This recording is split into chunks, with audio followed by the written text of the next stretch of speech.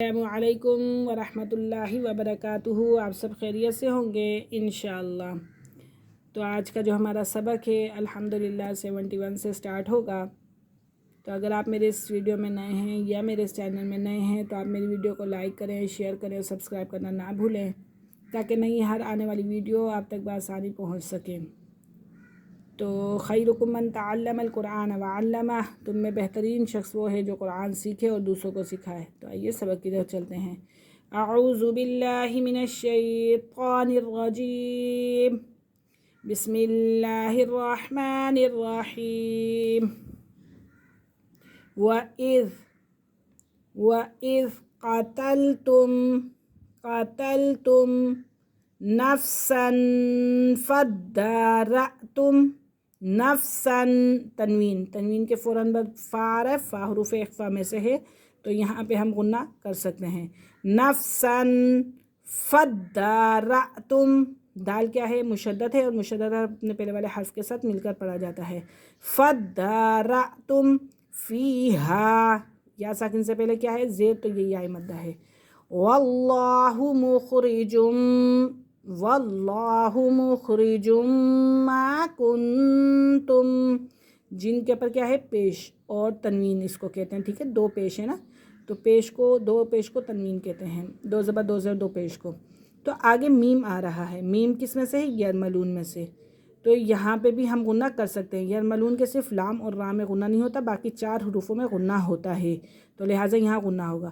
واللہ مخرج ما کنتم تکتمون، باریک کاف ہے، تکتمون۔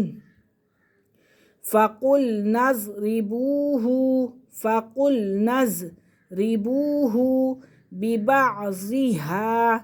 ببعضها کذالک، زال کو ایک الف کی مقدار کھینچ کے پڑھیں گے، کذالک یحیی اللہ، لفظ اللہ کی لام سے پہلے زیر آ رہی ہے، یحیی اللہ الموتی ویریکم آیاتہ لعلکم تعقلون، ثم قست قلوبکم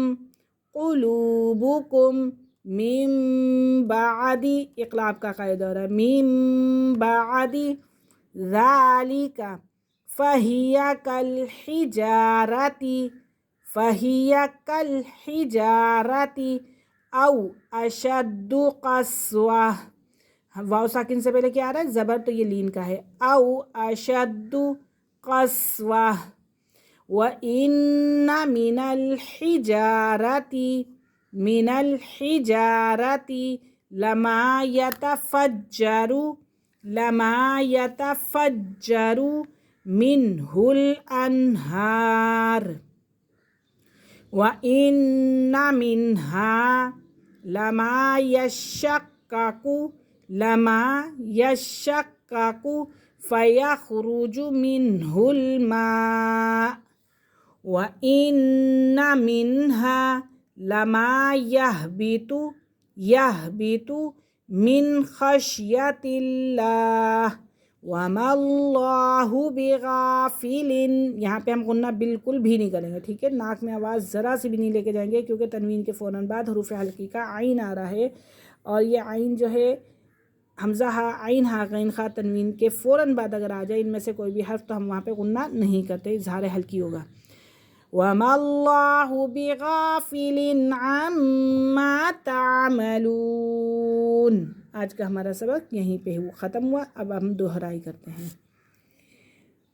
وَإِذْ قَتَلْتُمْ نَفْسًا فَادَّارَأْتُمْ فِيهَا وَاللَّهُ مُخْرِجٌ مَا كُنْتُمْ تَكْتُمُونَ فَقُلْنَا اضْرِبُوهُ بِبَعْضِهَا كَذَلِكَ يُحْيِي اللَّهُ الْمَوْتَى وَيُرِيكُمْ آيَاتِهِ لَعَلَّكُمْ تَعْقِلُونَ، ثُمَّ قَسَتْ قُلُوبُكُم مِّن بَعْدِ ذَلِكَ فَهِيَ كَالْحِجَارَةِ أَوْ أَشَدُّ قَسْوَةً، وَإِنَّ مِنَ الْحِجَارَةِ لَمَا يَتَفَجَّرُ مِنْهُ الْأَنْهَارُ وَإِنَّ مِنْهَا لَمَا يَشَّقَّقُ فَيَخْرُجُ مِنْهُ الْمَاءُ